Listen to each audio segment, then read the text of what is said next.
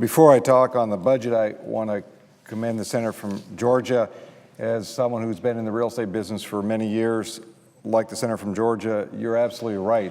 If homeowners are stuck with a 20% minimum, the odds are it will crush the housing market. I can tell you this personally because I'm helping my mother do her paperwork now for her home. And I will tell you, if she was required to put 20% down, she would not be buying that home today. And we hope to close the home in the next 45 days. We're fortunate that she's able to do that, but 20% would take her right out of the market, unable to buy the home that she wants to retire in. So, Senator from Georgia, thank you for making those comments. I hope more people hear it in the administration, because if they don't hear that, as we know with the housing market, it is a critical component of the ability for us to continue to pull ourselves out of the recession. So thank you for making those comments and noting that. Mr. President, I know Senator Conrad was down here earlier, the chair of the Budget Committee, to talk about the Democratic budget framework. I first want to say thanks to Chairman Conrad. You know, here's someone who's been on the Budget Committee for 25 years, since 1986, been chairman for many of those years. Unbelievable capacity and understanding of the budget and what needs to be done. He understands it. He clearly recognizes that we have to have a balanced approach. For months, yourself, Mr. President, myself, who sit on the Budget Committee, along with the chairman on the Democratic side, have been working to try to figure out how do we craft a balanced approach? How do we ensure that at the end of the day, we recognize that we have to have a budget that continues to help grow our economy, create fairness in the system, and make sure we take the responsibility of creating a more accountable and financially responsible budget, not only for this year, but for the years out, and dealing with a comprehensive approach to dealing with the deficit. This is not an easy task, to say the least, and I can say, standing here, and I know, Mr. President, as a member of the Budget Committee also, none of those meetings were easy in the discussion, if I could say that. Robust debate, robust controversy in some of the issues we talked about, but also a lot of ideas. But what's in front of us? I think no one can match the chairman's approach of how to address an issue like this as he lays out slide after slide the impacts from the macro to the micro of this budget and what it will mean. But it's clear that the budget proposal that he's laid out, the framework, as he calls it, by the Democratic majority of the Budget Committee, is $4 trillion in cuts for deficit reduction, and is achieved in a very fair and balanced way, without putting the burden on the backs of seniors, working families, and small business. This is a balanced approach. The deficit-cutting mechanisms are drawn half from savings and half from revenues. Revenues mean closing loopholes. His photo there, which, as we sit here and present to the President our positions, it's hard for people, I know, in the balconies to see the photo, but it's amazing, the 5-story building. It's not a very attractive building. It's just a small little 5-story building in a tax haven that grants thousands and thousands of business a shelter from their fair share of paying their taxes. The idea of this revenue component of the proposal we've put forward is closing loopholes, closing down tax avoidance schemes that rely on abusive tax shelters, and yes, cutting tax subsidies, ending the practice of giving the wealthiest of the wealthy tax subsidies so they simply do not need. It really is about just promoting fairness.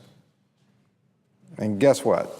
As we dealt with this budget, it's a $4 trillion reduction, a number that the bipartisan commission hit as their target, one we hear out there now in the press a lot, but one that we felt was a reasonable approach. It's more than the House budget that was proposed. The House budget included savings only on the spending side and actually worsened the outlook on the revenue side, and we simply do not believe that's good enough. The budget is about fairness, about ensuring that we have a system that's balanced, but also investing in the right areas so we have long-term and continued growth.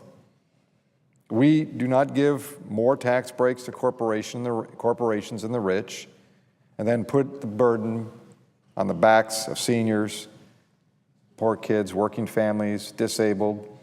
It is unacceptable to put the burden on our most vulnerable population. The budget is truly a moral document. It defines where we're going to go, what we're going to do, and how we're going to look in the next 10 or 20 years as a country. I know this when I was mayor of Anchorage in 2003. When I got elected, I had a budget around $215 million with about a $33 million hole in it.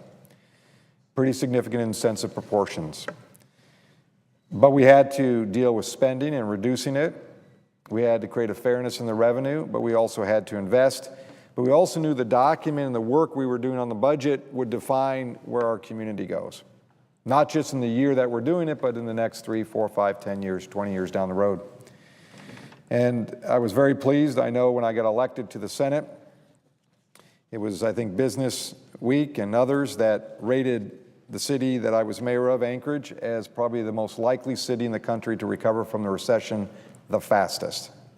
Matter of fact, Forbes has listed it not only last year, but this year as the place, I think it's number 3 this year, as the city of job growth. Because it was a foundation we laid. We had to make some tough decisions, and I remember it as mayor. They're no fun. I know the role of the presiding officer in his role in the county that he represented. They're tough decisions we have to make, but you have to make them. I can still remember one headline that, as we were trying to figure out what to do with our library system that wasn't running as well as it could. So I remember this headline to this day, and it was, Begich lays off 21 librarians. Not a very good headline, to say the least. But what did we do? We re-examined it, reinvested, increased our partnerships with the private sector. Today, the library system is more robust than ever before. New branch libraries serving more kids than ever before. Better facilities, new equipment, new technology. It's more robust than it's seen in decades because we had to make some tough decisions for the long term. That's where we are today, especially after the disappointing news we had this last week with regards to the job market. When economists thought we were going to have 120,000 new jobs, we ended up with just 18,000. Unemployment rising to 9.2%. As I said, this plan protects critical investment that will help us build the future of our economy here. It invests, as mentioned by Chairman of the Budget Committee, Chairman Conrad, education, energy, which is, of course, for my state, critical. Infrastructure, core infrastructure that, again, I use my experience as mayor. We built more roads than all the mayors combined in the last 20 years in my short time as mayor of Anchorage. We built more vertical construction, fire stations, convention center, museum, other facilities that helped water, sewer, power, new generation of gas turbines. All that because when you build that infrastructure, the private sector will attach to it, will be attracted to it, and will build off of that.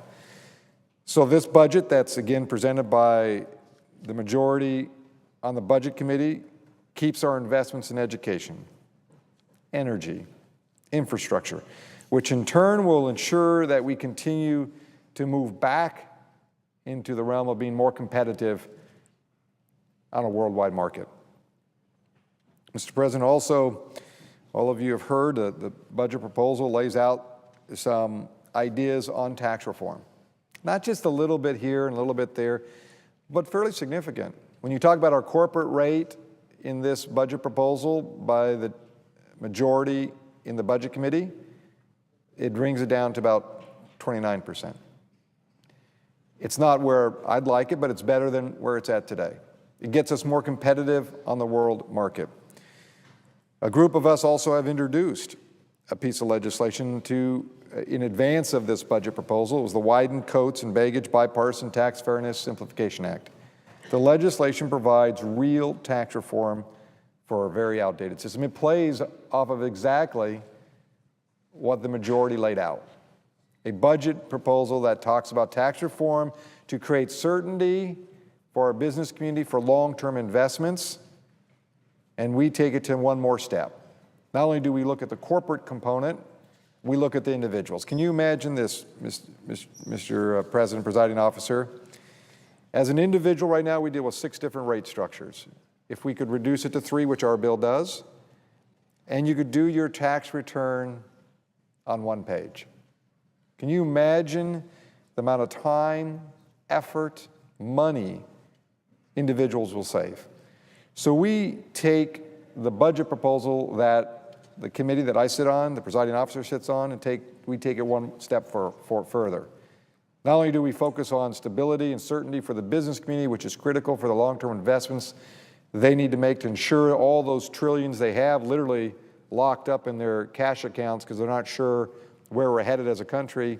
We create the certainty, but then we also ensure that the individual has a compressed rate, a fair system, and simplified, which we think is an important part. Tax reform is an integral part of the conversation in deficit reduction. I'm pleased that Conrad's proposal also provides some of the same tax reform principles as I mentioned. As I mentioned, it not only deals with the rate structure, but as he detailed very aggressively, closing shelters, loopholes, and not just for one industry over another industry, which has been some of the debate. It's a fairness of all. We look at it all because we want everyone to be treated fairly. Now let me talk about a couple more pieces in the budget, the majority's budget of the Budget Committee. Again, Chairman Conrad went through it in great detail, but I want to put it in and emphasize this point some more. The AMT, the middle class tax cuts. And what does this mean? What does this mean for the average person out there? Right now, 4.3 million taxpayers are affected by the AMT, which is a small little tax provision that many years ago was set in place to really get the richest of the richest of the richest. But it was never indexed, never inflation adjusted, so it's grown and grown. So there's 4.3 million taxpayers we have today. If we don't fix this tax problem, it will increase to 31 million people will have additional taxes to pay. So what are we doing? We're putting what we call the AMT patch to fix this problem. So 30+ million people will not have this additional tax burden. We think it's right. We think it's the right approach, and it goes to the people who need it the most. In addition, this framework, again, that was laid out today, for single and couples, singles 500,000 and couples 1 million and more, will not receive the tax relief as everyone below them will receive. The tax relief will be focused on families who earn $1 million or less. Why is that important? Because not only are they families, but almost 98% of all businesses, small businesses, earn $1 million or less net income, pre-tax. So you protect the small business that are the backbone of this country, the backbone of my state. I can tell you this as a small business person. You know this as someone who worked in a small business that grew to a larger business. It's the backbone. It's what makes the difference between the hiring of every single day. When people see their revenue stream starts to increase, they hire, small business hire immediately. They need those employees. But this proposal is not only for the individual and then also the larger corporation bringing in that corporate rate, but it protects almost all the small businesses in this country, and of course being very biased in my state. What does that mean? That means when you calculate it all in real dollars, and you heard the numbers, when you think about the tax reductions, the tax savings for middle-class Americans, small business, is well over $1 trillion between the AMT and preserving the tax relief for families under $1 million. It's significant. That is money that small businesses will reinvest into their businesses, employing other small businesses to do the work. It is families that will have more disposable income to put into the economy, which of course means more purchases from businesses, which means more hiring and just has a constant ripple effect.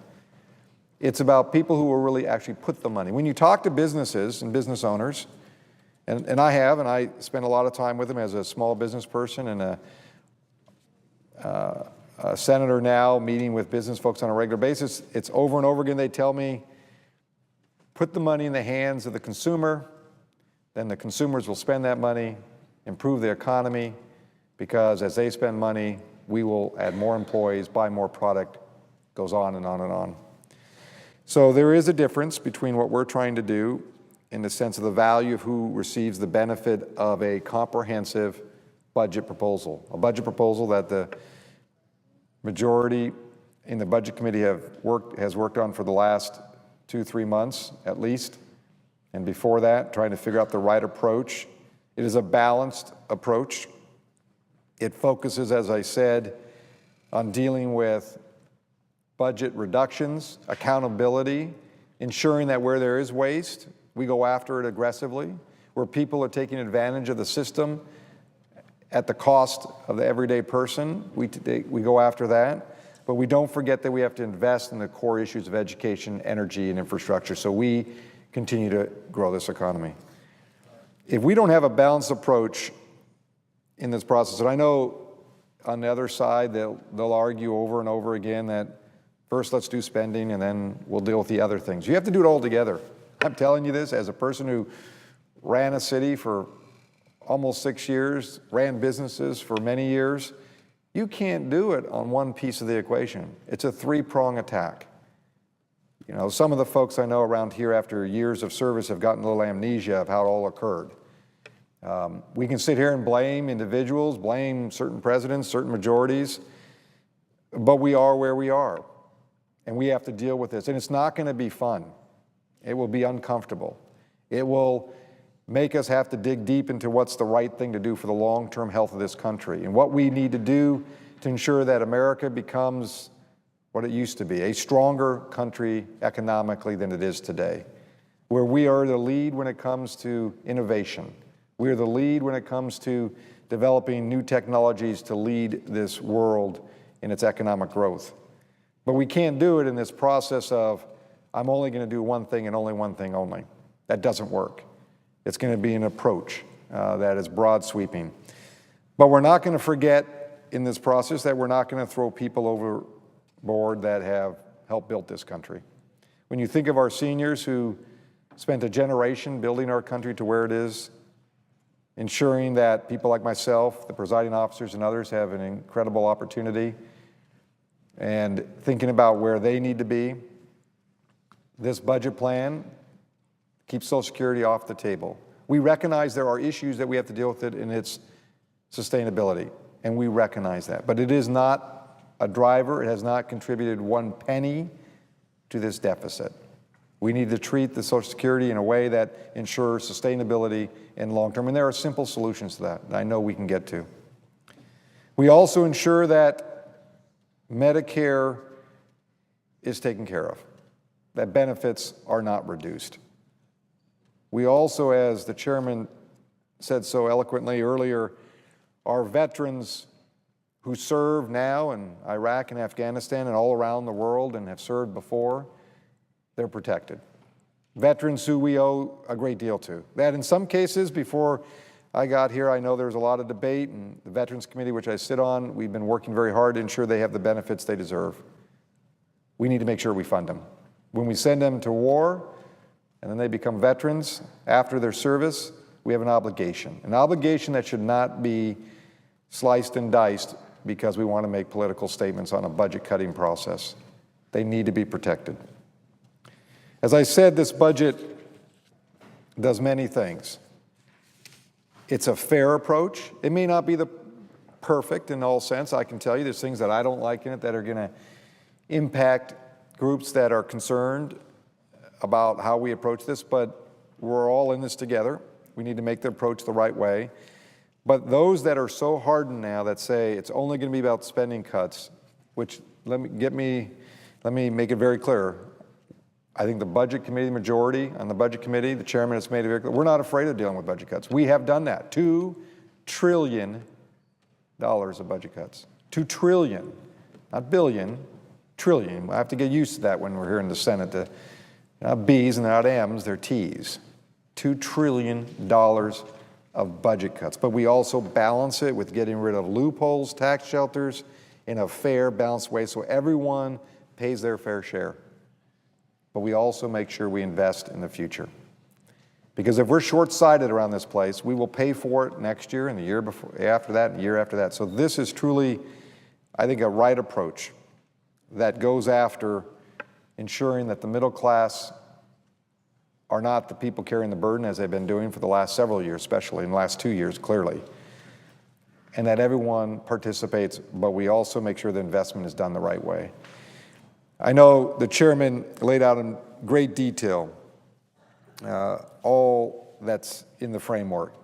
We think it's an important piece to lay down that Democrats have been working every hour, every day, even when we're back in our home states trying to talk to constituents. We're talking about the budget. I know the presiding officer tells me stories every night he heads home, and you meet with constituents to try to figure out what the right approach is here.